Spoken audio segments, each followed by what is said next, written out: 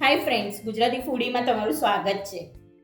આજે આપણે એક ફરાળની સરસ મજાની રેસીપી બનાવવા જઈ રહ્યા છીએ, જેનું નામ છે કોથમીર વડી.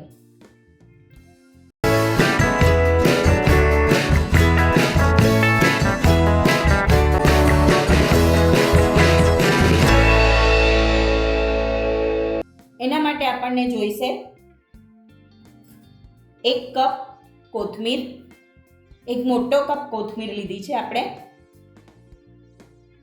1 ચમચી આદુ મરચાંની પેસ્ટ લઈએ છે. 2 ચમચી તેલ લઈએ છે. મીઠું લઈએ છે સ્વાદ પ્રમાણે. 1 કપ ફરાળી લોટ લઈએ છે. તમારા પાસે જો ફરાળી લોટ ના હોય તો તમે સામાનો કે રાજગરાનો કે શિંગોડાનો લોટ લઈ શકો છો.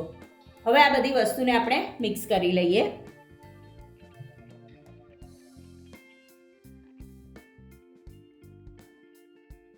બે ચમચી દહીં એડ કરીએ છે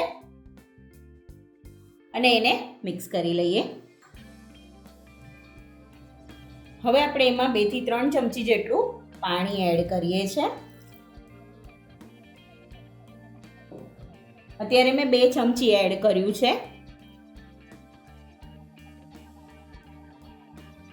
2 ચમચી પાણી આપણને ઇનફ છે એટલા માટે. હવે આપણે કોથમીર વડીને વાળી લઈએ. કોથમીર વડીને તેલવાળા હાથ કરી અને વાળી લઈએ.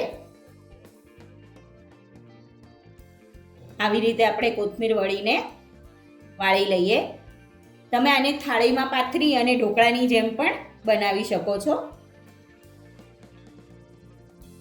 અહીંયા આપણે સ્ટીમરને પહેલાં જ ગરમ કરવા રાખી દીધું હતું.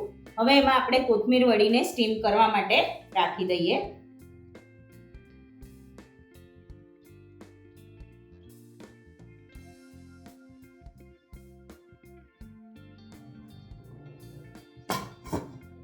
ઢાંકીને આપણે 15 મિનિટ માટે આને ચડવા દઈએ છે.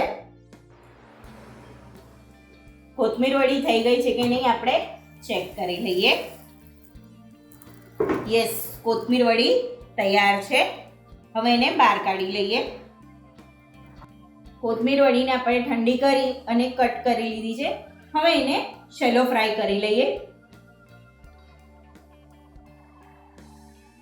અત્યારે આપણે અહીંયા શેલો ફ્રાય કરી રહ્યા છીએ. તમે ડીપ ફ્રાય પણ કરી શકો છો અથવા તો એને વઘારી પણ શકીએ છીએ.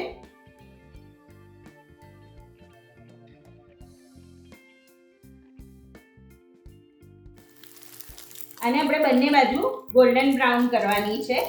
અત્યારે આપણે એક સાઈડ એને ગોલ્ડન બ્રાઉન કરી અને પછી એને ફેરવી લઈશું. એક સાઈડ સરસ ગોલ્ડન બ્રાઉન થઈ ગઈ છે.